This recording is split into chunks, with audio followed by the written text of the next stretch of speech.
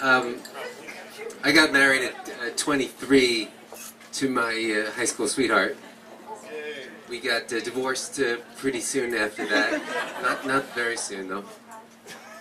You know, even at the time, I realized it was probably somewhere in me. I knew it wasn't going to work, and many of my friends said, "Look, you're too young and don't do it." But I just felt like I really needed to prove to them that, you know, I wasn't the kind of guy that was just gonna like fall in love with a girl and not commit, right?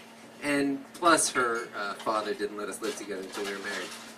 So, you know, I was in love, and I felt like, you know, here we are. We even, on our honeymoon, because just to make her dad happy, we ended up in Israel. At somewhere called the Golan Heights. This is in the north. And we're hiking, and the Golan Heights has kind of changed hands a lot, so there's a lot of landmines in the area, so you're supposed to stick to the path. And so we're with this tour group, we're looking at the ruins, and I was like, look, let's just ditch this, you know, come on, we gotta, and I find this side route, and we go this side route, and suddenly we're walking, and it's like the sunset, and here we are, and I'm thinking, this is what I was talking about, this is it. I mean, and we're holding hands, and we're walking down the path, and the funny thing about the mountains is that when the sun sets, you know, it just gets dark. It just gets really, really dark all of a sudden. And we're kind of still walking down this path. It's getting, you know, pretty dim. And I said, listen, we're going to turn around.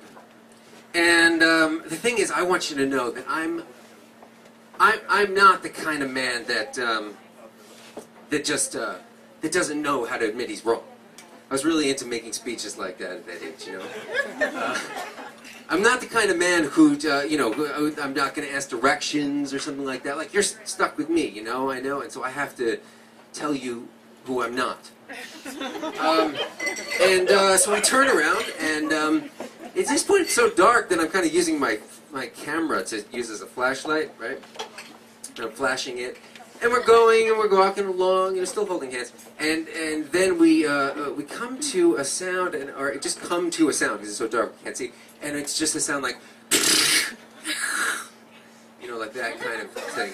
But it's more of a rattle. It's like, you know, like with the upswing, and I didn't know, so I didn't know what to do, so I'm flashing my little flasher, and I can't see anything. And it's doing the thing, and you know, even when you can't see, you know when something is turned to look at you. And so I I was like, okay, listen, you climb that tree. And she's like, all right, you know, this is early in the marriage, really. So she's like, okay, but the tree was a cactus, a very brambly thing. So she I hear screams over there, and I'm like, so I say, okay, fine, never mind about that. That was a bad plan. Let's turn around again. And she's like, but we just turned around. I said, no, come on, listen.